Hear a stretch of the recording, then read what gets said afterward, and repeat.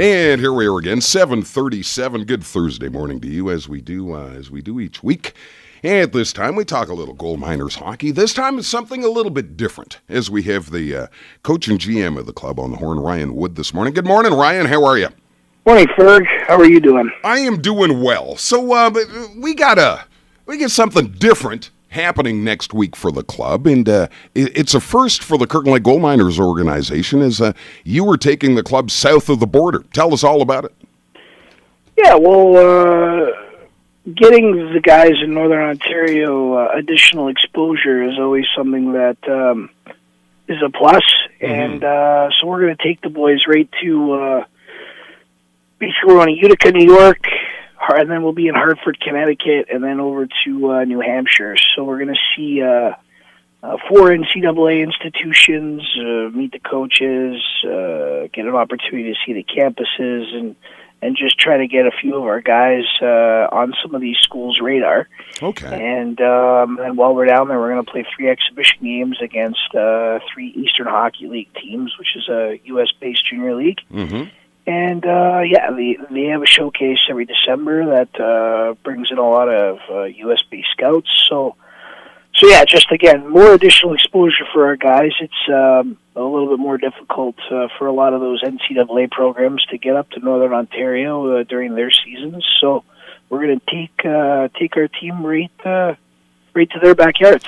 All right, so a week from today, you will be playing the East Coast Wizards, then the Walpole Express a week from tomorrow, and a week from Saturday, the New Hampshire Avalanche. You know anything about these clubs?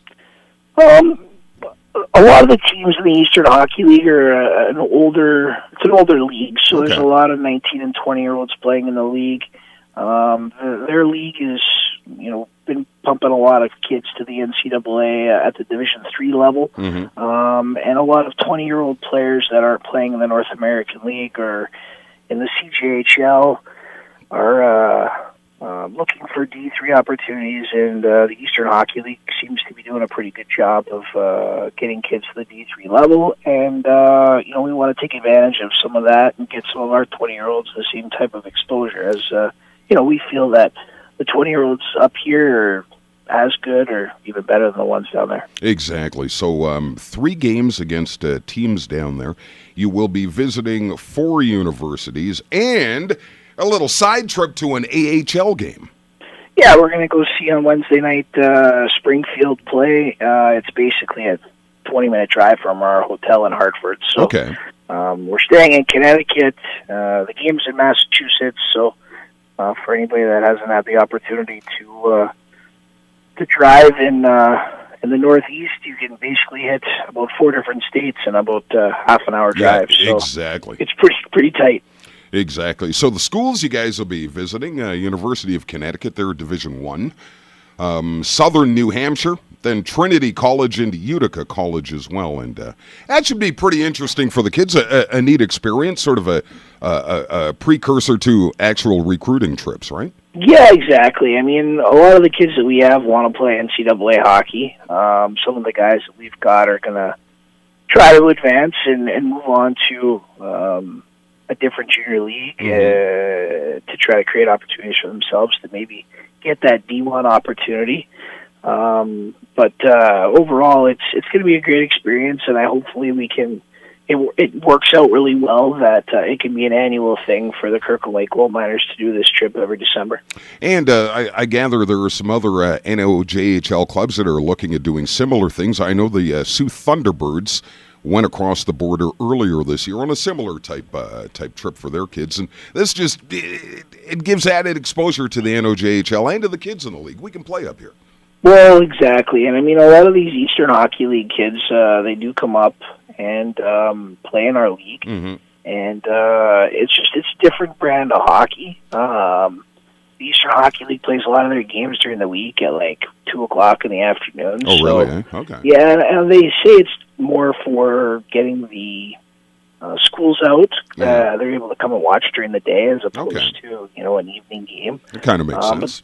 But the players don't get the same junior type of experience by playing in front of big crowds and having, that small town feel that our players get to experience every game by playing here at Kirkland Lake. So yeah, it's a great thing, and like I said, hopefully we can. It turns out really well, and make it an annual thing. So what day next week you guys depart?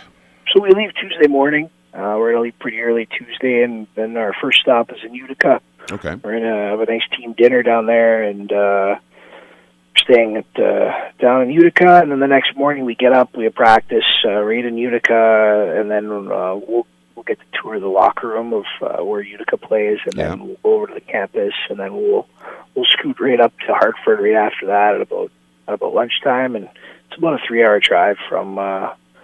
3.5 from Utica to Hartford. So we're looking at about a 9-hour drive from Kirkland Lake to Utica, New York. So sounds like it's going to be a great trip.